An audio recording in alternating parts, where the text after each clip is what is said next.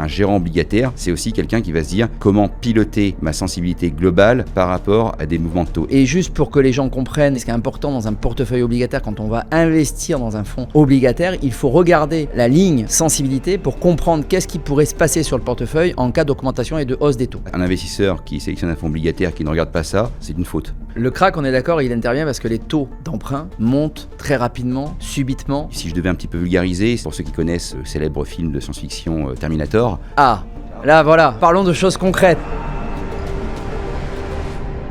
Bonjour à toutes et à tous, bienvenue dans ce nouvel épisode du podcast Parlons Cash. Le podcast qui rend la finance simple, accessible et surtout utile à votre quotidien. Ce podcast a pour objectif de vulgariser la finance et de vous faire découvrir en toute transparence les sociétés avec lesquelles vous avez l'habitude d'investir. L'idée ici, c'est de vous donner les clés pour mieux comprendre les grandes thématiques financières, mieux investir et faire des choix éclairés pour votre épargne.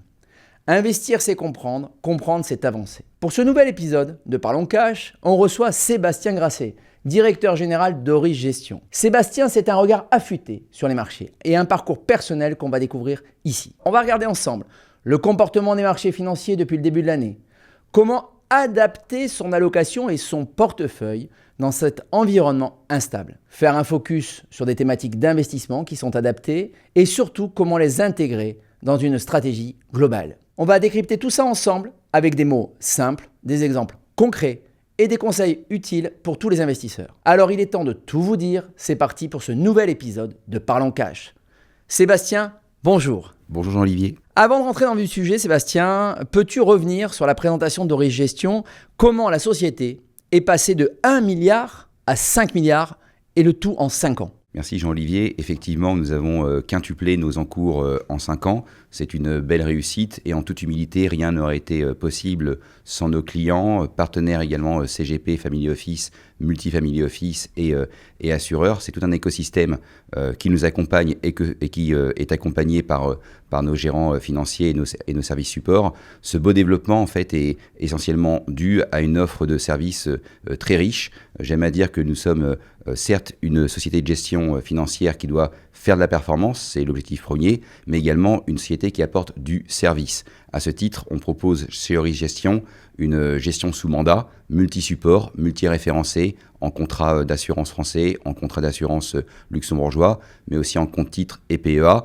On gère aussi ce qu'on appelle des fonds dédiés, des fonds sur mesure pour des cabinets CGP, évidemment derrière leurs clients, et une offre de fonds de gamme avec deux beaux fonds que je mets beaucoup en avant, Auris Euro Rendement sur l'obligataire et le fonds Auris Gravity US Equity Fund sur la partie action US large cap, donc grande capitalisation. Donc c'est une belle réussite, effectivement, en 5 ans.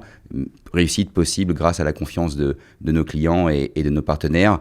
J'ajoute un point, c'est que on essaie chez Auris Gestion de se démarquer à l'endroit de nos confrères concurrents, dans un marché qui se consolide avec pas mal d'entreprises d'investissement, de sociétés de gestion rattachées à des groupes.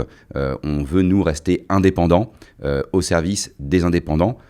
Nous réalisons nous-mêmes des acquisitions. On est consolidateur sur ce marché qui est en plein mercato, tout en voulant rester indépendants au service des indépendants. Très bien pour cette introduction. Alors, on va rentrer dans le vif du sujet. Concrètement, les marchés, depuis ce début de l'année, là, sur ce premier semestre, j'aimerais avoir un peu ta vision des choses. Est-ce que c'est une transition? Est-ce que c'est un virage? Comment tu vois les choses avec l'arrivée depuis quelques mois au pouvoir de Donald Trump? Alors, au risque un petit peu d'étonner, certes, l'arrivée de Donald Trump, c'est un vrai arginamento sur les marchés financiers. On a le droit donc à la version Trump 2.0 qui est complètement débridée, avec un Donald Trump qui se lâche, pour faire simple. Mais je ne dirais pas que c'est un virage. Pour parler de virage, il faudrait dans nos métiers être réellement sur le point de changer de cycle, d'être sur un changement de cycle de marché, de cycle économique. On n'y est pas. Aujourd'hui, on est plutôt sur une phase de transition. Alors, si on reprend les derniers mois, effectivement, on a eu l'euphorie sur les marchés financiers avec les acteurs de marché qui ont joué ce qu'on a appelé le Trump Trade, donc préélection de Donald Trump, censé être favorable aux marchés financiers, censé porter les marchés financiers par ses politiques. Puis ensuite, on a eu un gros désenchantement. faut pas l'oublier, qui a atteint son point d'orgue avec le Liberation Day, début avril, le discours le jour de la libération, les fameux droits de douane réciproques avec Donald Trump, Scott Bessent et tout l'aéropage présentant la douloureuse pour les pays devant être taxés. Donc ça a été véritablement le point de début de consolidation sur les marchés, de correction sur les marchés. Et puis là, plus récemment, on prend un petit peu de respiration avec des marchés qui cherchent à être un petit peu plus constructifs. La phase Iran-Israël est plutôt en accalmie. D'ailleurs, grâce pour le coup à l'intervention de Donald Trump qui a écrasé la mouche finalement à un gros coup de marteau.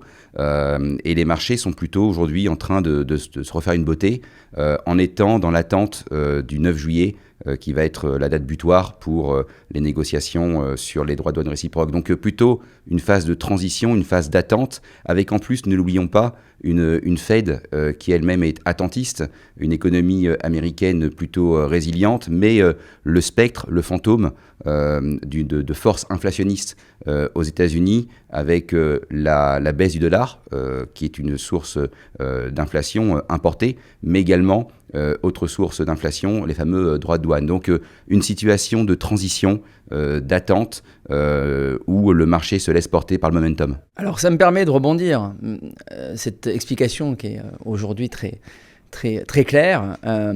Très clairement, jusqu'à fin 2024, les marchés US étaient sur un boulevard. 2025, tout le monde annonçait un boulevard aussi pour les marchés américains. Et finalement, depuis ce premier semestre, c'est plutôt l'Europe qui détonne, qui en tous les cas apporte de la valeur à nos clients. Est-ce que tu peux nous expliquer ce contraste et surtout ce changement de paradigme entre guillemets sur les marchés entre beaucoup d'euphorie fin 2024 et finalement un peu plus de calme et de surprise de l'autre côté de l'Atlantique par rapport au marché européen? Alors effectivement, c'est un mouvement qu'on a observé et qui s'explique assez facilement. Pour deux raisons principales. Je vais commencer par la première. Au niveau des États-Unis, Donald Trump, à son arrivée, nous a promis un Golden Age, le fameux âge d'or.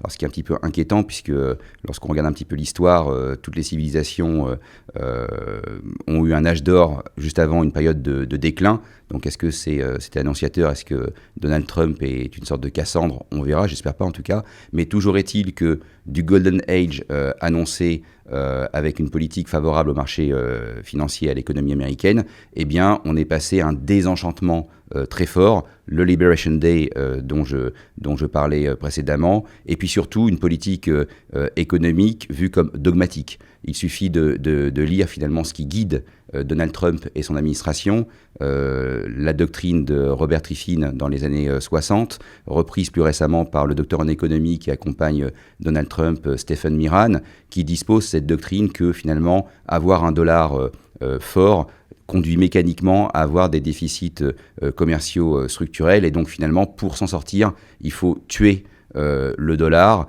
appliquer des droits de douane conséquents sur ses partenaires économiques grâce à l'hégémon américain.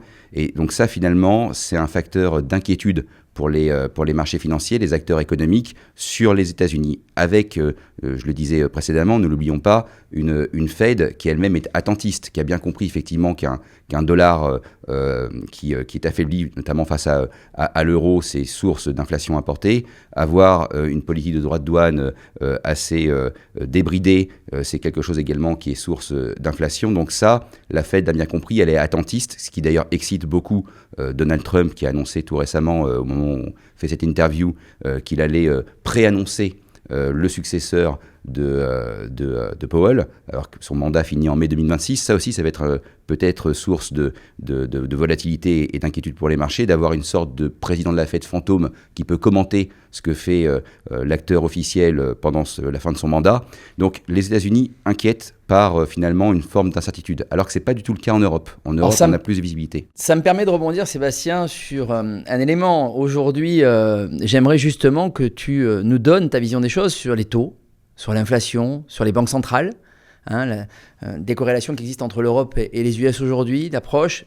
Aujourd'hui, le marché, il a digéré quoi pour toi ? Alors, comme je le disais précédemment, aujourd'hui, on a une visibilité sur l'Europe. C'est une visibilité qui a permis, comme tu le disais juste avant, d'avoir les marchés européens qui ont bien plus progressé sur les marchés actions que les marchés américains, avec une BCE qui, elle, finalement, a davantage les mains libres. On a une vraie désynchronisation entre la politique monétaire de la BCE et celle de la Fed. Aujourd'hui, la BCE a la capacité de baisser ses taux. De l'autre côté, on a une politique budgétaire des États européens qui, finalement, un petit peu ont lâché les chiens. C'est-à-dire qu'on a le bazooka allemand sur l'armement qui a été annoncé. Et de l'autre côté, on a les plans d'infrastructure, de relance budgétaire de l'Union européenne. Tout ça, c'est favorable à la croissance européenne. Donc le marché a digéré cette désynchronisation entre la Fed d'un côté qui est attentiste et la BCE qui peut agir, qui a atteint finalement le niveau d'inflation cible à 2%. On l'a atteint, c'est une victoire pour la zone européenne.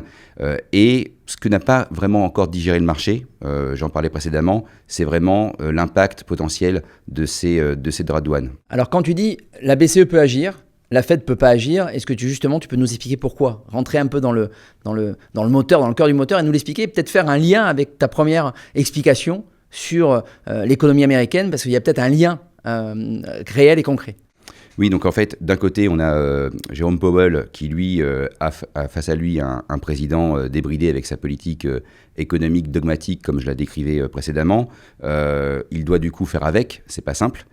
Très loin d'être simple, avec ces forces inflationnistes que sont la faiblesse du dollar, voulue finalement, mais qui crée une inflation importée, et de l'autre côté, le spectre des droits de douane et une économie américaine qui néanmoins tient au niveau de la croissance, malgré ce qu'on entend par-ci par-là. Il y a une forme de résilience de l'économie américaine. Donc aujourd'hui, pour Jérôme Powell, céder aux demandes de Donald Trump, c'est pas du tout la bonne idée, clairement.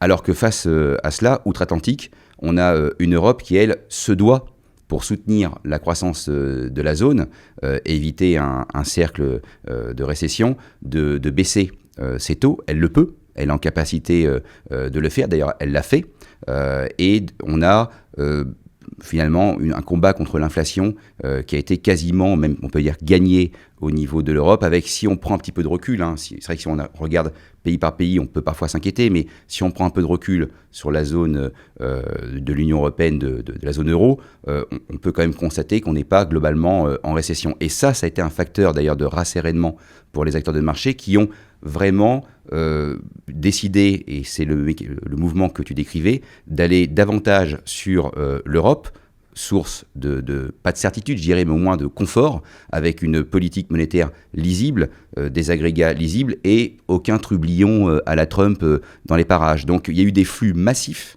internationaux qui ont quitté la zone États-Unis pour venir vers l'Europe, et ça c'était source de soutien, avec en plus des marchés européens au niveau action qui étaient sous-valorisés, ce qui explique le beau parcours boursier de l'Eurostock 50, où au moment où je parle, on est aux alentours de plus 7% sur l'Europe, alors qu'on est sur le S&P aux alentours de plus 4%.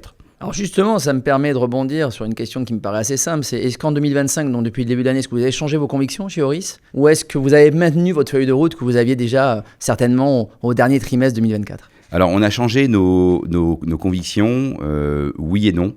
Je vais commencer par le non. On a gardé un maître mot. On a gardé un maître mot chez nous, c'est la diversification. C'est vraiment, dans nos allocations, c'est quelque chose qui nous guide. Alors, pas une diversification façon puzzle, comme dirait un célèbre acteur décédé. Il ne s'agit pas de diversifier pour diversifier, mais dans nos marchés, c'est du bon sens paysan, dans nos métiers plutôt, il faut pouvoir avoir des portefeuilles diversifiés. Ceci étant, il faut faire les bons choix d'allocation. Les études montrent que 2/3 de la performance d'un portefeuille, c'est pas la sélection des fonds, des titres en soi, c'est important, évidemment, de ne pas se tromper, mais c'est surtout l'asset allocation, l'allocation globale du portefeuille entre les grandes zones, les secteurs, les choix factoriels, sectoriels qui sont faits. Donc nous, ce qu'on a fait depuis le début de l'année, alors on n'a pas été des magiciens devins, évidemment, il faut rester humble, mais on a bien senti ce mouvement vers le vieux continent et le désenchantement occasionné par la politique, alors lisible parce que dogmatique, mais on peut avoir, on le sait tous, des surprises par les réseaux sociaux, par une sortie dans les médias, un retour dans Air Force One et un commentaire, et ça c'est source de volatilité. Donc nous, on s'est positionné très rapidement davantage sur les marchés européens. On a fait un retour sur la Chine que j'avais d'ailleurs personnellement boudé pendant longtemps. J'étais très prudent sur la zone pour toutes les raisons qu'on connaît, la crise immobilière chinoise, le marché domestique qui était un petit peu en crise. Donc tout cela nous a amené à nous recentrer beaucoup plus sur l'Europe, faire un retour sur la Chine et la zone Asie. Une prudence toujours de mise sur l'Amérique latine, très liée aux commodities, avec une instabilité géopolitique. Alors quand je dis ça... Tu peux revenir sur ce que c'est les commodities ? Oui, les commodities, donc le marché des matières premières, oil and gas, pétrole, métaux industriels, métaux précieux, donc tout ce qui va être matière première. Et quand je parle d'instabilité géopolitique pour l'Amérique latine, bon, je pourrais m'autocritiquer en disant finalement, le monde est en instabilité géopolitique, mais une chose est sûre, c'est que l'Europe a été un facteur de confort pour les investisseurs internationaux, pas que pour Origestion. Et donc nous, on a suivi cette tendance, on s'est positionné très rapidement sur les marchés actions européens. On a bien senti le mouvement sur le DAX, au moment où je parle, le DAX c'est plus 18%, donc le marché des actions allemandes, dans une zone qui elle fait plus 7%. Donc il faut pouvoir comme ça se positionner au niveau géographique, c'est ce qu'on n'a pas manqué de faire chez Origestion, plus d'Europe, moins d'États-Unis et puis un petit peu de picking sur l'Asie. Moins d'États-Unis avec néanmoins l'obligation d'y être. Ça reste le premier marché. Donc pour y être, il faut pouvoir avoir des supports qui soient agiles et ne pas avoir de biais trop technologiques. Tu peux revenir sur le terme picking, excuse-moi, parce que tu vois, on a un auditeur, des auditeurs qui vont nous poser des questions derrière. Donc le terme picking, qui est un terme que tu utilises quotidiennement, c'est vrai qu'on a souvent des anglicismes dans nos métiers et c'est important de bien expliquer à quoi ça correspond. Donc le picking, tout simplement, ça veut dire sélectionner des titres, des valeurs actions, des valeurs obligataires ou encore des fonds d'investissement, des ETF. Par exemple, donc c'est vraiment faire sa sélection, piquer l'instrument financier là où il est. Alors, Sébastien, c'est bien, tu me permets de me tendre la perche. Concrètement, donc j'ai bien compris sur les allocations, vous avez diversifié, vous êtes revenu donc sur la Chine et sur l'Europe, vous avez finalement rebasculé un petit peu ce que vous aviez sur les US, sur ces deux zones-là, en renforçant l'Europe et en partant sur la Chine. Et derrière, tu enchaînes en parlant des ETF. Donc ça me permet de rebondir sur les ETF. Aujourd'hui, les ETF, c'est un poids de plus en plus important sur le marché. J'aimerais bien avoir la vision des choses sur Origestion, quel est son positionnement par rapport à la gestion active et à la gestion passive, qu'on revienne dessus. Donc je rappelle que la gestion passive, c'est tout simplement les trackers, les ETF, qui suivent un indice, alors que la gestion active, clairement, il y a un gérant qui va régulièrement modifier les positions, et tu l'as dit toi-même, à un moment donné apporter de la source de valeur entre des choix sectoriels, géographiques, etc. Donc j'aimerais que tu reviennes sur la vision aujourd'hui d'Oris par rapport à la gestion passive. Effectivement, Jean-Olivier, les ETF ont pris beaucoup de place dans les allocations et nous-mêmes, chez Origestion, pour nos clients, on n'hésite pas à les utiliser à bon escient. On en parlait en début d'entretien. Nous déployons une gestion sous mandat pour nos clients, mais également des fonds dédiés, des fonds sur mesure pour nos partenaires CGP, et à l'intérieur desquels on va pouvoir retrouver également des ETF.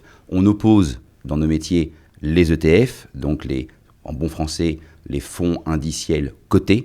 Donc ce sont des véhicules qui sont cotés et qui permettent de traquer, de tracer, de suivre la performance d'un indice boursier. Moins les frais qui sont très faibles, puisque sur un ETF, on va avoir des frais généralement bien inférieurs à 10 points de base, donc 0,10%, et on peut même avoir des frais à 2-3 points de base, donc c'est rien. On connaît les acteurs, BlackRock avec les iShares, Amundi n'est pas en reste. Donc il y a des choses très intéressantes à peu de coûts, peu de frais, avec en plus une capacité de les traiter comme des actions. Un ETF, ça se traite dans la journée. Alors que de l'autre côté, un fonds de gestion active, lui, va se traiter, pouvoir être souscrit ou racheté, toujours avec un décalage. C'est-à-dire qu'il y a toujours un décalage entre le jour J, au moment où on passe son ordre, et le jour où cet ordre est pris en compte. Donc c'est un peu moins mobile, avec plus de frais. Alors, on se dit, mais pourquoi aller du coup sur les fonds de gestion active? Les fonds de gestion active, eux, sont censés générer davantage d'alpha, davantage de performance, surperformer l'indice. C'est ce qu'on appelle l'alpha dans nos... Donc l'alpha, c'est l'écart entre la performance du fonds et l'indice de référence du fonds. Oui, on peut le résumer comme ça. On est d'accord. Voilà, c'est la valeur ajoutée. C'est la capacité sur courte période, moyenne période ou longue période. Absolument, c'est la valeur ajoutée. C'est la ajoutée. capacité à générer de la surperformance par rapport à l'indice de référence du fonds. Voilà. On est d'accord ? Absolument. Et ce net de frais, c'est important, puisqu'on se compare toujours avec des indices total return versus en comparaison avec des indices net de frais, c'est très important. Donc on a finalement ces deux blocs qui s'opposent, que nous on considère d'ailleurs comme complémentaires dans une allocation, encore une fois. Très intéressant ça. Ah oui, c'est vraiment très complémentaire. Très complémentaire. D'un côté, si on veut pouvoir capter la performance d'une zone rapidement ou d'un secteur, il existe de très bons ETF géographiques, de très bons ETF sectoriels, il ne faut pas hésiter à les utiliser. Et de l'autre, si on veut en revanche s'appuyer sur une équipe de sachants qui vit son marché localement, qui est spécialiste sur une niche, par exemple les small et mid caps, ou bien encore qui a monté un modèle d'allocation quantitatif, qui a démontré sa robustesse et qui a démontré par le passé sa capacité à surperformer, à générer de l'alpha, il ne faut pas hésiter à y aller. Alors évidemment, il faut toujours rappeler que les performances passées ne préjugent pas des performances futures, mais lorsqu'on a... Qu'on soit bien d'accord, un modèle quantitatif, quand tu parles d'un modèle quantitatif pour générer de la performance, oui. Tu peux revenir sur ce schéma, qu'on comprenne mieux? Bien sûr, un modèle quantitatif, si je devais un petit peu vulgariser, c'est, pour ceux qui connaissent le célèbre film de science-fiction Terminator. Ah, voilà. Là, parlons de choses concrètes. Voilà, Terminator. Donc d'un côté, on a les gérants, les John Connors. C'est ça. Ou Sarah Connor, voilà, si ce sont des femmes, des humains, comme toi et moi, qui réfléchissent par rapport à leur savoir académique, à de l'empirisme, aidés également par des outils quantitatifs, ou même par l'IA. Alors, il y a pas mal de la recherche macroéconomique, la recherche micro, les brokers, les banques, les bureaux d'analyse indépendants. Donc tout ça, ça crée du jus de cerveau humain, l'humain. Opposé à Terminator, c'est le modèle quantitatif qui va être codé par des algorithmes et qui va détecter des signaux de positionnement par rapport au cycle de marché, par rapport aux valorisations des actifs, et qui va prendre les décisions de manière systématique, sans intervention humaine. D'un côté, le Terminator, de l'autre, le John Connor, la Sarah Connor. Donc d'un côté, il y a le biais du sentiment et d'analyse. De l'autre côté, on est sur un modèle plus froid, plus technique, plus technologique, plus scientifique. C'est très bien résumé. On est OK. D'un côté, une approche clinique, le robot, le Terminator. De l'autre, l'approche qui peut avoir des biais de comportement humain, effectivement. Alors, les deux peuvent réussir selon les périodes. Et tout ça, ça constitue de la gestion active. Donc, ce qu'on appelle les OPCVM de gestion active, par opposition aux ETF qui, eux, vont traquer finalement bêtement l'indice de référence. Alors, il existe d'autres types d'ETF qui ont été créés. La science financière n'a pas de limite. Les ETF dits actively managed, donc qui sont censés être activement gérés.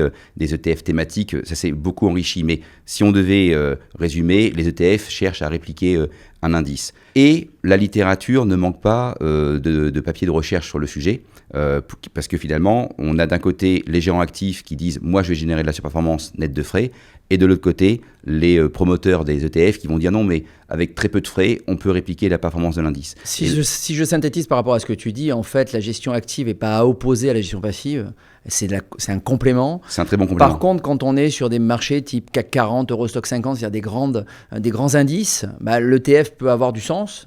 Et derrière, par contre, aller chercher des choses un petit peu plus spécifiques grâce à la gestion active et grâce à la vision humaine et à la capacité de générer de l'alpha. Par rapport à son indice de référence. Absolument. Et même sur un même indice, on peut mixer d'un côté une équipe de gestion active qui, sur le même indice, va rechercher à le battre, et de l'autre, se dire, pour une partie de mon allocation, je vais juste traquer l'indice en question. Il y a des zones géographiques qui se prêtent plus à traquer un indice de référence que d'autres, d'ailleurs, comme tu l'as très bien dit. Et récemment, d'ailleurs, au moment où on parle, on a eu le fameux rapport Spiva qui est sorti, qui est un rapport qui sort très régulièrement et qui fait très mal aux gérants actifs, qui régulièrement va conclure que la gestion passive, les ETF font mieux historiquement sur différents pas de temps, 3, 5, 10 ans, que la gestion active. Alors j'aime à dire, sans entrer en trop de polémique, que ce rapport est biaisé. il y a un biais méthodologique énorme, mais énorme. Et je suis très étonné qu'il n'y ait pas plus d'acteurs, de confrères qui le disent et qui se lèvent pour le dénoncer. Mais la réalité, c'est que ce rapport a un biais méthodologique majeur. Il y en a bien d'autres, mais je vais citer le principal pour moi. C'est qu'il prend en compte dans sa base d'analyse des fonds dits de gestion active qui n'en sont pas.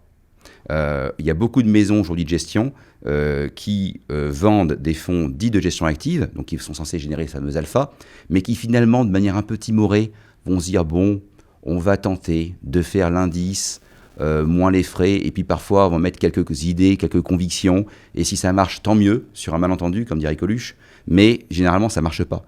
Alors, je n'ai pas à dire que c'est à chaque fois des grandes maisons qui font ça, mais généralement, les maisons un peu plus institutionnelles vont dire, bon, bah voilà, finalement, à quoi ça sert de prendre trop de convictions, finalement trop de risques, et donc répliquons l'indice, mettons quelques idées, et on verra ce que ça donne. C'est ce qu'on appelle en anglais les closet indexers, ou faux fonds de gestion active. Eh bien, le rapport Spiva en est truffé.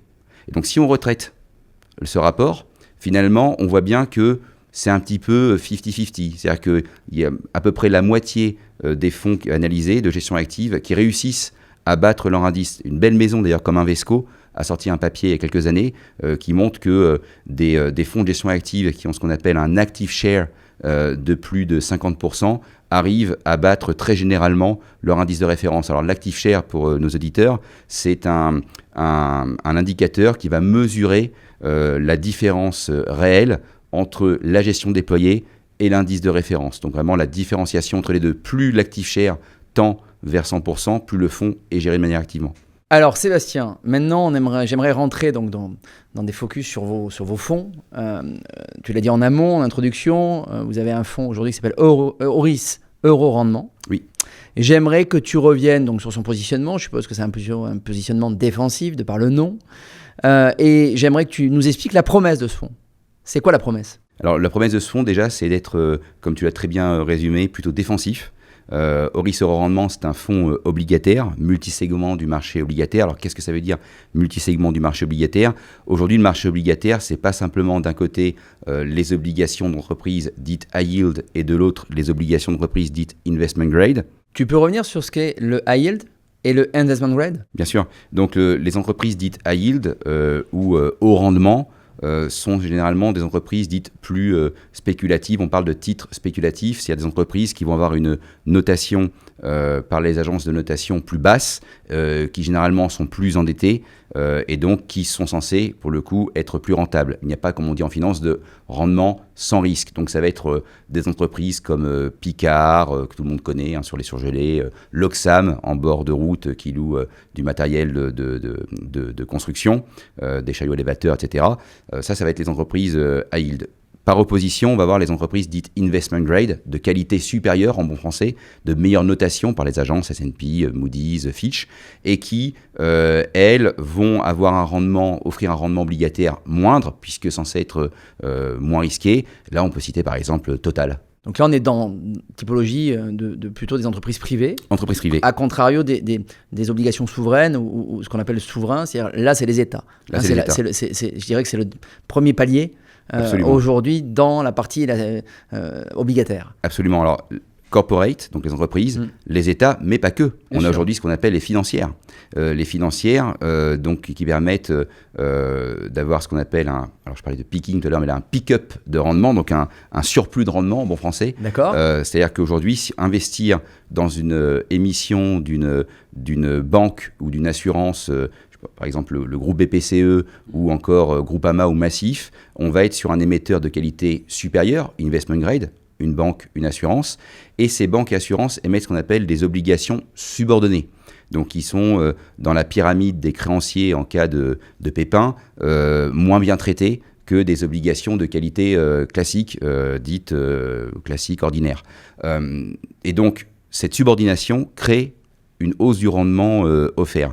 Et ce segment-là, nous, on l'aime bien, puisque finalement, on a un émetteur de qualité supérieure, avec une émission obligataire ayant une particularité, cette subordination. Donc, sauf à considérer que l'émetteur en question, qu'une belle banque européenne de premier rang ou encore un assureur aille au tapis, il y a un rendement à aller chercher en étant évidemment bien sélectif. On a eu un cas de figure il n'y a pas très longtemps où on avait discuté ensemble sur des risques de subordonnées financières. Et peut-être que tu peux y revenir, d'ailleurs, juste un petit mot, comme ça peut donner un exemple concret. Oui, alors c'est vrai que c'est très intéressant de parler de ce cas-là, puisque la sélectivité reste aussi importante, même lorsqu'on va dans le segment investment grade, et même lorsqu'on a affaire à une banque. Je pense que tu fais allusion évidemment au cas Crédit Suisse, où nous, on s'était écarté du dossier il y a plusieurs années, facilement 4-5 ans, et donc on n'en avait pas en portefeuille, non pas parce qu'on estimait que le dossier était totalement au tapis il y a plusieurs années, mais on avait fait une analyse bilancielle, une analyse en prenant en compte également tous les éléments qui nous sont donnés par nos bureaux d'analyse indépendants et autres partenaires, et on avait décidé, c'est une décision de gestion, de ne pas intégrer du Crédit Suisse en portefeuille. C'était ce qu'on appelle blacklisté dans nos allocations. Grand bien nous en a fait, puisque nos confrères concurrents qui en avaient ont pris un petit peu le bouillon, malheureusement pour eux, et les porteurs, alors même si après ça s'est repris avec la reprise par l'autre banque helvétique, UBS, mais il y a eu une volatilité très forte qui a d'ailleurs contaminé tout le segment pendant un temps du marché des obligations subordonnées financières. En tout cas, nous, on n'a pas pris ce qu'on appelle dans notre marché de risque idiosyncratique, de risque spécifique sur cet émetteur bancaire, puisque nos analystes nous avaient amené, et nos analyses nous avaient amené à ne pas en prendre. C'est important. Je crois dans ton explication qu'on a à peu près compris comment vous pilotiez le risque, la gestion du risque dans Horis Euro-Rendement. Moi, ce que j'aimerais donc aujourd'hui comprendre, c'est comment tu expliques aujourd'hui que ce fonds attire autant, puisqu'il y a beaucoup de flux sur ce fonds. C'est quoi? C'est la visibilité du rendement, c'est la diversification du risque, c'est votre pilotage, quel est aujourd'hui le success story Horis Euro-Rendement, comment tu l'expliques? Alors évidemment, même si, encore une fois, les performances passées ne prêchent pas du futur, mais la réalité, c'est que depuis 10 ans, c'est pas un jeu ce fonds, depuis 10 ans, ce fonds surperforme. C'est un fonds qui est 5 étoiles Cantalis, 5 étoiles Morningstar. C'est un fonds qui reçoit régulièrement des Lipper Awards. On a été primé comme meilleure équipe française sur le segment Euro Medium Term obligataire en 2024, sur également d'ailleurs 2025, et ce, quelles que soient les périodes, sur 3 ans, 5 ans et 10 ans, comme la meilleure équipe. Donc bravo d'ailleurs, je les salue lorsqu'ils écouteront cette vidéo, lorsqu'ils la visionneront. Bravo à eux pour cette rigueur, ce talent. Il faut rester humble, les marchés financiers ne sont pas une science exacte, mais ce qui paye, c'est la rigueur, la discipline de gestion. Donc ce qui fait ce succès, c'est évidemment le constat de cette surperformance. Prenons un simple exemple. En 2022, tout le monde se souvient de ce krach boursier majeur qui a fait très mal. En 2022, le Bund, donc le 10 ans allemand, l'obligation souveraine allemande, c'est moins 20. C'est moins 20%. Notre fonds, lui, a fait moins 6, net de frais. Le krach, on est d'accord, il intervient parce que les taux d'emprunt montent très rapidement, subitement, juste après le Covid. On est d'accord, c'est ça quand on parle de krach, pour que les gens comprennent. Absolument, ça a surpris beaucoup d'acteurs, ça a déstabilisé beaucoup d'allocations, les marchés actions ont beaucoup baissé, les marchés obligataires ont connu un krach historique, et on voit bien que dans ce contexte-là, notre fonds Horis Euro-Rendement a bien tenu. Si on prend notamment un pas de 5 ans, sur 5 ans, c'est 20% de surperformance par rapport aux catégories comparables, aux indices comparables à ce fonds. Et c'est un fonds, pour reprendre un petit peu ce point, dont la promesse est simple finalement. C'est on confie son argent à une équipe spécialisée en obligataires européens qui va aller papillonner sur tous les segments du marché obligataire. Finalement, c'est un mandat très large. Il y a énormément de choses à faire sur l'obligataire et qui va piloter à la fois l'allocation en respectant un maître mot, la diversification, 80 émetteurs en portefeuille, c'est très important. 80 positions en portefeuille, la diversification en obligataire, d'ailleurs, c'est encore plus important. Et puis, piloter également le risque de taux en cas de mouvements violents sur les taux. Aujourd'hui, on voit bien que ça fait maintenant pas mal de temps que sur les taux européens, on est sur une sorte de canal horizontal sur les taux longs avec une volatilité et des taux qui restent finalement assez élevés. Je ne parle pas des taux courts, hein. Les taux courts ont bien baissé, donc en Europe, on a une belle repentification de la courbe, et un gérant obligataire... Tu peux revenir sur la pentification de la courbe, parce que là aussi c'est pareil, tu vois, c'est Oui, un peu bien technique. sûr. Il faut expliquer à nos auditeurs comment ça fonctionne la pentification. La pentification, c'est l'écart entre les taux courts et les taux longs. Absolument. D'accord, on est OK par rapport à ça. Absolument. Et plus la pente est élevée, c'est plus il y a d'écart entre les taux courts et les taux longs. Absolument. Et du coup, on observe un phénomène de repentification avec une pente qui se reforme, qui est finalement le standard. Hein. On est tous prêts à être rémunérés davantage pour un risque plus lointain. Donc, il est normal que les taux longs soient plus élevés que les taux courts. Et cette repentification, cette renormalisation de la courbe en ayant des taux courts plus faibles que les taux longs est observée en Europe. Et c'est ça que également nos gérants obligataires doivent prendre en compte. Un gérant obligataire, j'aime à dire, c'est pas uniquement un sélectionneur, un piqueur d'obligations, un bond piqueur. Ça, ce serait un échec. Ça, c'est ce qu'on appelle faire de la gestion crédit. Un gérant obligataire, il fait également ce qu'on appelle de la gestion taux. Et donc, un bon gérant obligataire, c'est un gérant crédit et taux. Et au risque au rendement, la promesse, c'est ça. C'est d'avoir une équipe de gestion obligataire qui va piloter l'allocation obligataire, sélectionner les bons émetteurs obligataires, mais également qui va piloter la duration, la sensibilité du portefeuille au taux. Voilà. Alors là, tu rentres dans un sujet très technique, la duration, la sensibilité, dit sensi pour les intimes. Oui. Est-ce que tu peux revenir sur ce qu'est la duration rapidement, très rapidement, parce qu'après, il faut qu'on enchaîne sur oui, bien sûr. La présentation de ton fonds US. D'accord. Est-ce que tu peux rapidement revenir sur la duration et la sensibilité pour expliquer en un mot, en 2 mots, allez, ce que c'est la duration et ce que c'est la sensi? Oui, alors, la sensibilité. je vais mélanger un peu les deux concepts pour faire le plus simple possible. Donc, la sensibilité, c'est quoi? La sensibilité taux, en l'espèce, c'est le fait d'être sensible, comme le nom l'indique, à un mouvement de hausse des taux. Donc, si mes taux augmentent de 1%, lorsque j'ai une sensibilité dite de 3, je vais, moi, baisser de 3%. Donc, on voit bien que c'est important d'avoir une sensibilité la mieux pilotée. Là, imaginons qu'aujourd'hui, et c'est le cas d'ailleurs, on ait une prudence sur les taux longs en Europe. On ne va pas aller s'amuser à avoir une sensibilité à 4, 5, 6, puisqu'on voit bien qu'un mouvement de taux à la hausse, même léger, 1% c'est beaucoup, mais un mouvement de taux à 1% entraînerait, si j'avais une sensi de 5, une baisse de la performance de mon portefeuille obligataire de 5%. Ce n'est pas du tout acceptable. Et donc justement, un gérant obligataire, ce n'est pas un empileur d'émissions obligataires, certes de bien sélectionner, c'est son travail, c'est aussi quelqu'un qui va se dire comment piloter ma sensibilité globale par rapport à des mouvements de taux. Et ça peut se gérer à travers des produits dérivés, des futurs sur taux qu'on peut prendre en portefeuille à moindre coût et qui vont nous permettre de nous couvrir en ne sacrifiant pas les positions en portefeuille. Donc les futurs, c'est une assurance, d'accord, qui permet de se couvrir par rapport à un risque qu'on va identifier sur le marché. C'est un produit dérivé, oui, qui permet de... Et juste pour que les gens comprennent et que nos auditeurs comprennent, qu'on soit bien d'accord, en fait, la sensibilité, ce qui est important dans un portefeuille obligataire, quand on va investir dans un fonds obligataire, il faut regarder quand même la ligne sensibilité pour comprendre qu'est-ce qui pourrait se passer sur le portefeuille en cas d'augmentation et de hausse des taux. Ah, c'est fondamental. C'est-à-dire qu'un investisseur qui sélectionne un fonds obligataire qui ne regarde pas ça, c'est une faute. Je pèse mes mots. C'est-à-dire que c'est quelqu'un qui, finalement, confondrait gestion obligataire et gestion crédit. La gestion obligataire, encore une fois, c'est la sélection des émetteurs obligataires, l'approche crédit, et le pilotage des taux. C'est très important. On va pas trop mettre la pression à nos clients quand même, mais concrètement... C'est pour ça qu'ils sont bien accompagnés. C'est ça, mais concrètement, l'objectif aujourd'hui, c'est quand même de vérifier la sensibilité. Oui. Alors maintenant, j'aimerais qu'on rentre dans un fonds qui s'appelle Gravity US Equity Fund. Rien que le nom, ça envoie du lourd. C'est quoi l'idée derrière ce fonds? Comment c'est piloté? Qu'est-ce qu'on retrouve? Et pourquoi il faut s'y investir aujourd'hui? Alors, l'idée derrière Horis Gravity US Equity Fund, elle est finalement assez simple. C'est un fonds dit de rotation sectorielle systématique qui cherche à battre l'indice S&P 500, donc l'indice phare américain, et ce, net de frais évidemment. Alors, c'est quoi de la rotation sectorielle systématique?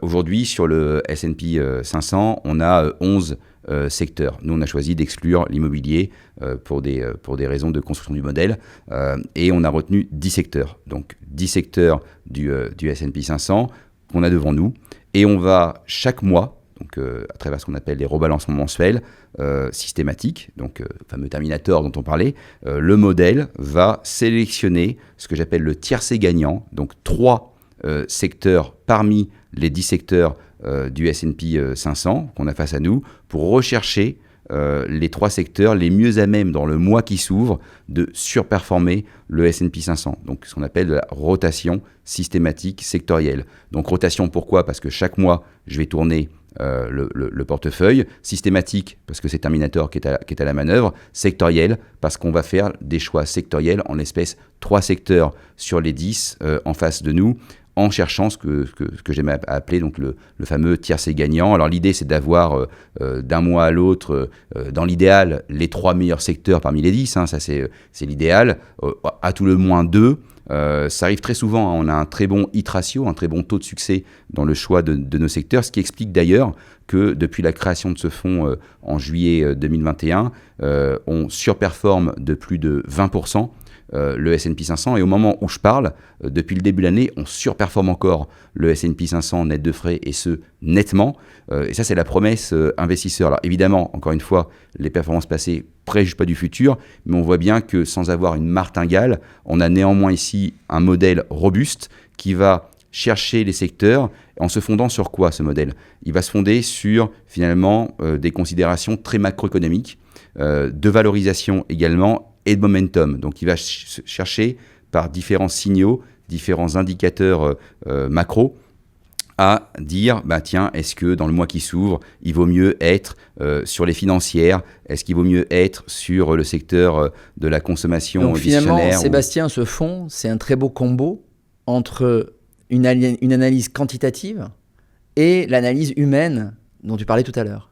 On est d'accord par rapport à ça ? Oui, tout à fait. Et chaque mois, vous rebalancez les secteurs. Ça me permet, moi, de rebondir sur une autre question. Parce que souvent, aux US, on parle beaucoup, nous en Europe, de la tech US. Donc justement, est-ce que tu peux nous donner aujourd'hui les secteurs qui sont privilégiés par le fonds ? Alors peut-être ce mois-ci, puisque j'ai bien compris que tous les mois, ça pouvait changer. Oui. Donc quels sont les secteurs privilégiés par Gravity au mois de juin là ? Alors, dans le mois présent, puisqu'on est à la veille d'un rebalancement, donc qui va avoir lieu tout prochainement, pour le mois de juin, on était positionné sur les industriels, donc par exemple le Caterpillar, sur également le secteur des Communication Services, dans lequel on va pouvoir retrouver par exemple Google, et également le secteur de l'infotech, puisque le secteur de l'infotech bénéficie d'une prime spécifique liée notamment à l'intelligence artificielle, et donc le secteur de l'infotech avec Microsoft, Nvidia. Et alors là, je donne des exemples, mais il faut savoir que ce portefeuille... C'est ce que veulent nos auditeurs, ils veulent des exemples, ils veulent du concret, Sébastien. C'est du concret. Et pour être très concret, on n'investit pas en répliquant les secteurs de manière synthétique, à travers des produits dérivés. On est très concret, c'est-à-dire qu'on va investir directement dans le titre, dans les secteurs, dans les secteurs à travers les titres. Donc dans le titre, tu as raison. Donc en l'espèce, 3 secteurs sélectionnés, ça équivaut à peu près 100 titres en permanence en portefeuille. Donc sans valeur action du S&P 500 portefeuille. J'ai cité quelques exemples sur les 3 secteurs. Et vous êtes capable, un mois sur l'autre, de rebalancer la totalité des secteurs ? Absolument. Sans aucun état d'âme ? Sans aucun état d'âme, c'est mécanique, systématique, et justement en évitant les biais comportementaux. Là, typiquement, après la phase désenchantée du Liberation Day, beaucoup d'investisseurs de conviction sur le S&P 500, donc qui n'ont pas l'approche terminatorienne, si je puis dire, ont été pris de panique. J'aime bien cette approche. La terminatorienne. C'est une belle image. Ça permettra à tout le monde de bien comprendre. Voilà. Ils ont été pris de panique, ils ont coupé des positions, ce qu'on appelle le biais de comportement du gérant. Là, notre modèle, lui, a été très froid, très clinique. Il a pris en compte les primes spécifiques, les primes de valorisation, où est-ce qu'on se situe dans le cycle macroéconomique.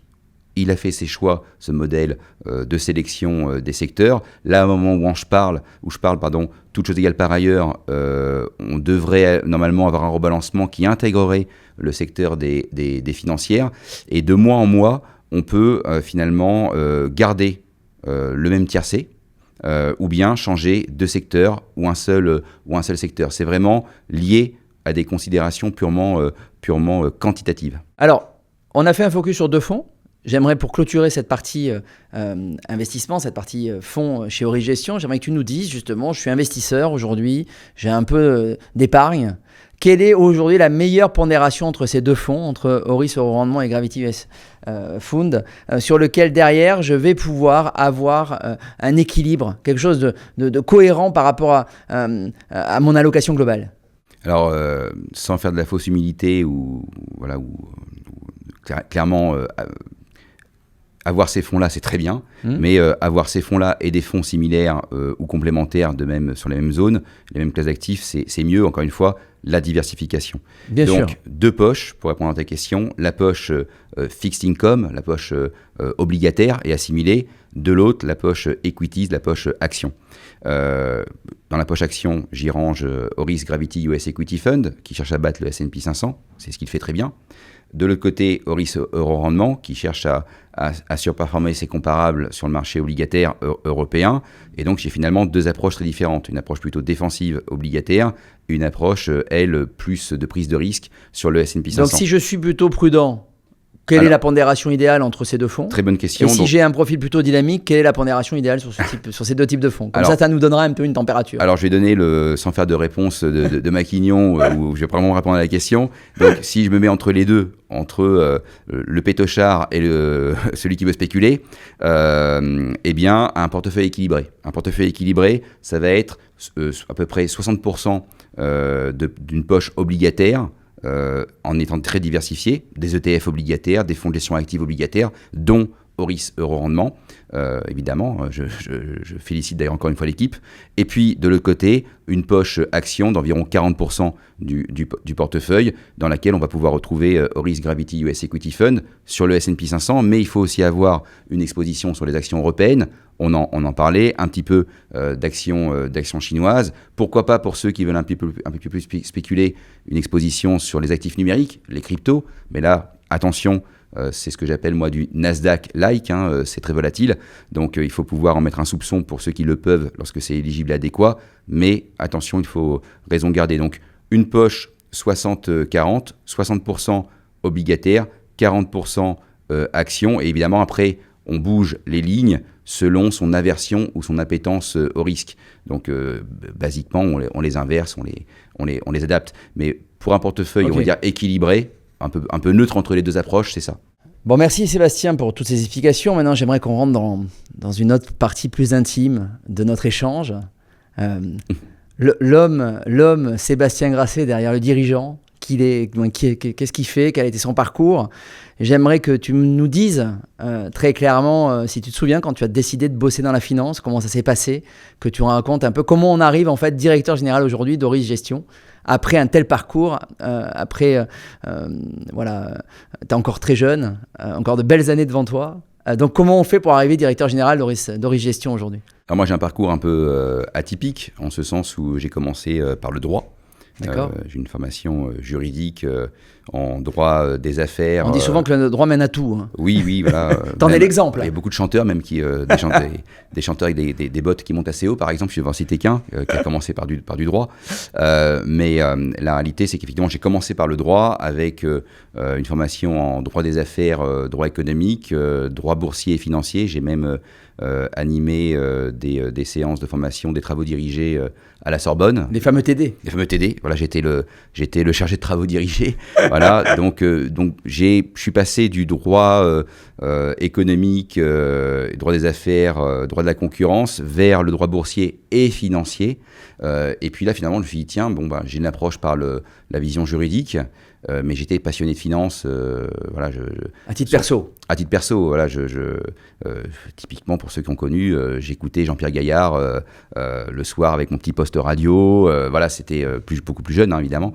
Mais c'est quelque chose qui m'a toujours animé, qui m'a toujours passionné. Et je suis curieux, en fait. C'est un métier qui demande d'être curieux. La géopolitique, il y a longtemps, on s'est intéressé, malheureusement, avec cette crise sanitaire, on est un petit peu devenus des virologues en herbe. Donc, il faut vraiment ouvrir ses chakras. Et c'est ce qui me passionne dans la matière financière. Et donc, j'ai dérivé vers la partie finance. J'ai été amené à diriger pas mal de sociétés de gestion, plus ou moins grosses. Et puis, effectivement, aujourd'hui, je suis directeur général et associé d'Oris Gestion.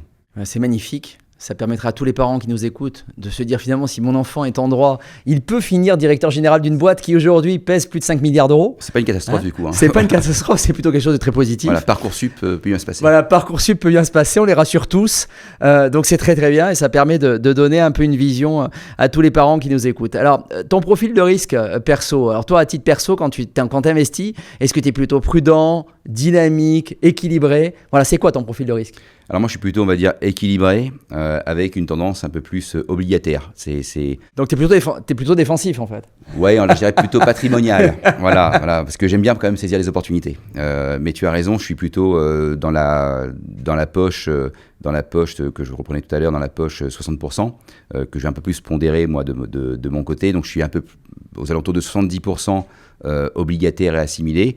J'aime bien les produits structurés de crédit.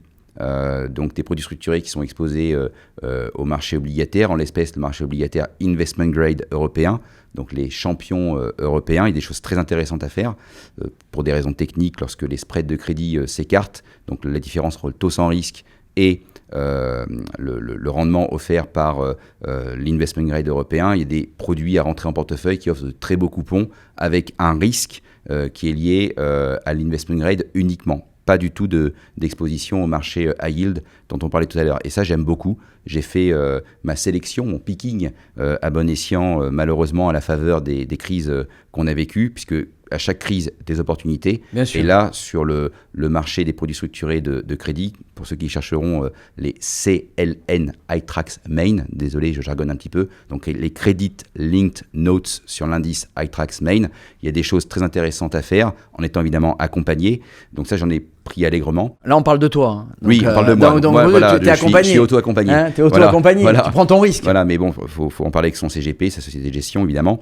Des choses intéressantes à faire. Et après, il y a des choses plus basiques sur l'obligataire. Aujourd'hui, on a l'obligataire qui offre de très beaux taux de rendement, ce qu'on appelle le portage. On peut aller chercher, c'est le cas par exemple sur Horis Euro Rendement, on va chercher du 5% net de frais. Donc là, on voit qu'en mettant des obligations en direct en portefeuille, des fonds obligataires, des ETF obligataires, des produits structurés de crédit, voilà, c'est comme ça que je fonctionne. Je me fais ma première poche. D'accord. Et puis après, derrière, j'ai un petit peu papillonné sur des fonds actions, du stock picking. Donc, tu as plutôt quand même une approche plutôt défensive. Mais tu vas aller chercher sur la partie défensive, tu vas essayer d'aller chercher un peu de rendement. Voilà. Et puis, je n'hésite pas sur mes 20 à 30% d'aller chercher des fonds actions. Bien sûr. Alors maintenant, imaginons que demain, Sébastien Grasset quitte Horis Gestion, change de métier. Tu fais quoi?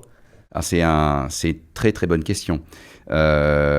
J'aurais fait plusieurs choses, mais si je dois en choisir qu'une. Oui, oui, c'est un peu le but. Hein. Ça va étonner. Il faut faire attention parce que comme tu es très passionné par tout ce que tu fais, on voit qu'il y a beaucoup d'énergie, beaucoup d'intensité. Voilà. Si tu dois choisir un métier demain, rapidement, tu fais quoi?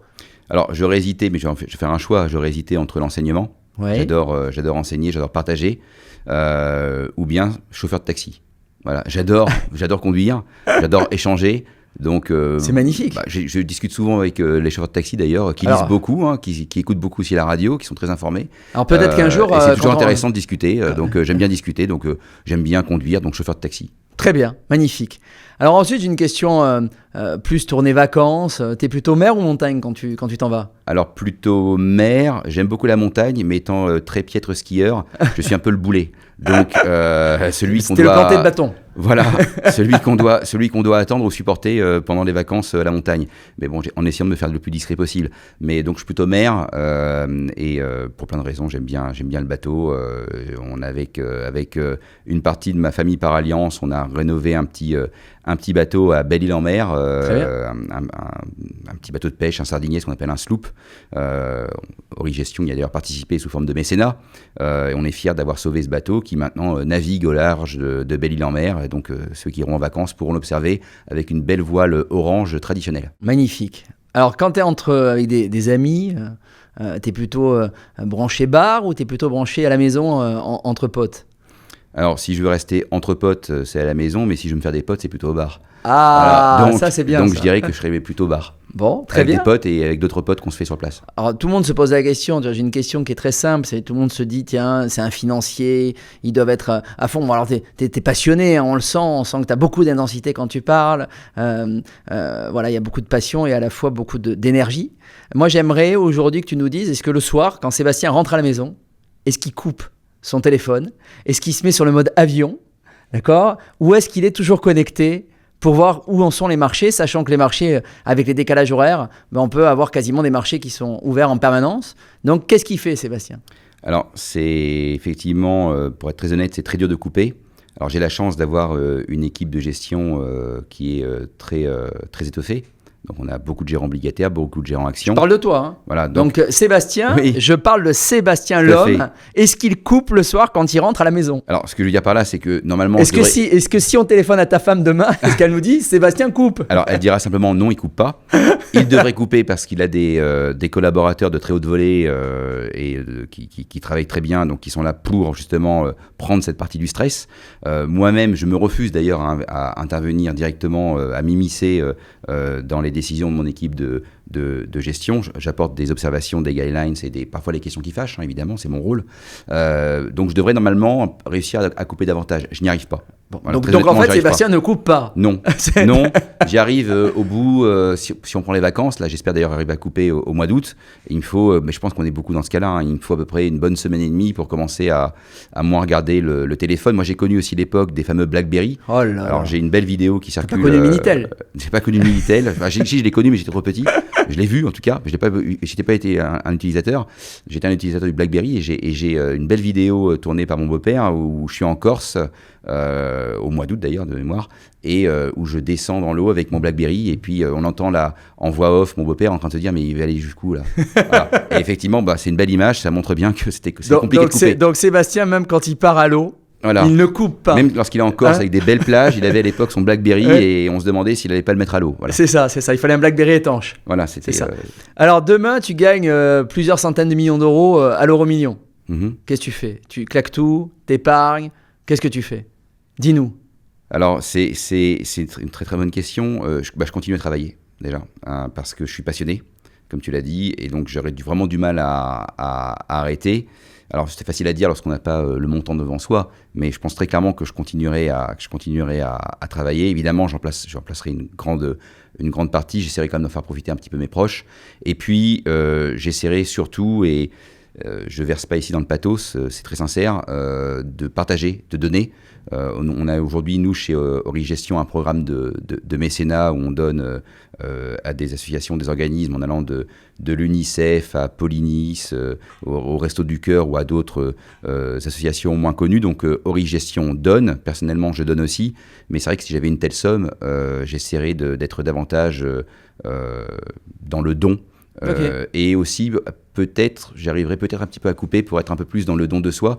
J'ai ma femme qui, elle, arrive davantage à le faire. Elle participe à pas mal d'œuvres caritatives. Elle donne du temps, parce qu'il n'y a pas que l'argent, il y a aussi le temps, le sourire, le partage. Donc peut-être que j'essaierai de donner de l'argent, mais aussi du temps.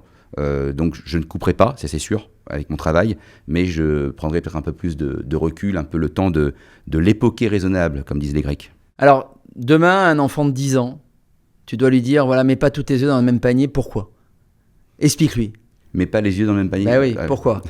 Parce qu'il peut y avoir un gros géant qui passe à côté et qui va écraser les œufs. Ce gros géant peut s'appeler Donald Trump à des moments. Ce gros géant peut s'appeler la bêtise en termes d'allocation. Donc pour lui expliquer simplement, je lui dirais qu'il ne faut pas mettre des choses fragiles au même endroit, au même moment. C'est ce qui résume d'ailleurs les allocations d'actifs. Je te remercie pour la question. Bien sélectionner ses œufs. Pas tous les mettre au même moment dans le même panier. Ça, c'est quand même quelque chose qui est fondamental. Donc c'est la source du bon sens. La source du bon sens, c'est la diversification. Bien sûr. On est d'accord. C'est ce qui guide nos choix d'allocation. Alors après, on peut avoir des clients qui ont des cahiers des charges très spécifiques, qui cherchent de la concentration ou des choses très risquées. Là, on parle d'un enfant de 10 ans. Voulu. On parle pas de client. Pour l'enfant de 10 ans, je lui dirais, oui, c'est important. Ne laisse pas traîner ton panier avec tous tes petits œufs sans surveillance. Bon, Sébastien, je te remercie beaucoup pour tout cet échange. Merci pour toutes ces réponses. On a compris que tu étais quelqu'un de passionné. On avait un certain temps, je pense qu'on l'a dépassé, mais ça sera pour le plaisir de tous, parce que tu as dit beaucoup de choses et beaucoup de choses très intéressantes. Je serai toujours ravi de te recevoir pour échanger dans le futur. Merci à toi. Merci Olivier, merci beaucoup. Merci à vous tous d'avoir été à l'écoute de ce nouvel épisode de Parlons Cash. On espère que ça vous a plu. Pensez à vous abonner, à liker et surtout à le partager autour de vous. Vous retrouverez ce podcast sur tous les réseaux sociaux et les plateformes de podcast. On se retrouve très vite pour un nouvel épisode. D'ici là, restez curieux, restez éclairés et surtout, parlons cash.